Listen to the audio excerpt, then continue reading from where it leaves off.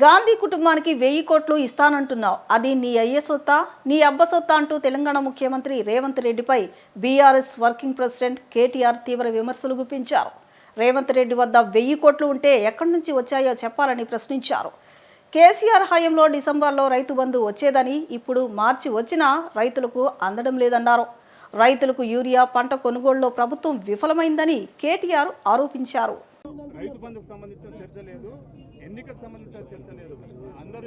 విచిత్రం ఏమంటే ఈరోజు రాష్ట్రంలో పరిస్థితి ఏమంటే రాహుల్ గాంధీకి గాంధీ కుటుంబానికి ఈయనకి 1000 కోట్లు ఉన్నాయట ముఖ్యమంత్రి కాడ.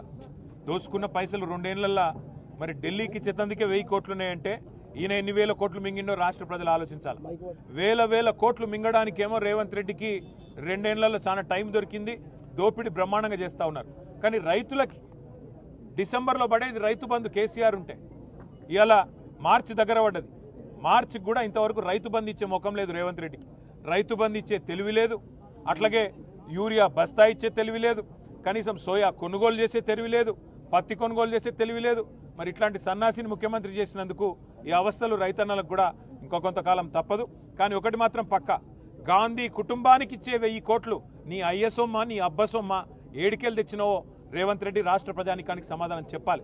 ఎన్ని వేల కోట్లు నువ్వు దోపిడీ చేస్తే మరి గాంధీ కుటుంబానికి 1000 కోట్లు ఇస్తానంటున్నావు, అది తెలంగాణ ప్రజల రక్తమాంసాలు కాదా? తెలంగాణ ప్రజల చెమట కాదా? ఇక్కడి ప్రజల సొత్తు నువ్వు దోపిడీ చేసి గతంలో నోటుకి దొరికిపోయిన ఓటుకి నోటు కేసులో ఇవాళ 1000 కోట్లు అని చెప్పి ఓపెన్గా చెప్తుంటే మరి బీజేపీ ఏం చేస్తున్నది? కేంద్ర సంస్థలు ఏం చేస్తున్నాయి? ఈడీలు, సిబిఐలు, ఐటీలు ఏం పీకుతున్నాయని అడుగుతున్నా నేను. ఏం చేస్తున్నారు మీరు? ఇంత ఓపెన్గా ముఖ్యమంత్రి బాహాటంగా గాంధీ కుటుంబానికి 1000 కోట్లైనా సరే తెలంగాణ నుంచి నేను ఇస్తా అంటుంటే బీజేపీ ఏం చేస్తున్నది? మీ ప్రధానమంత్రి చెప్పిండు కదా ఆర్ఆర్ ట్యాక్స్ వసూలు చేస్తున్నాడని. ఎందుకు చర్య తీసుకుంటలేరు?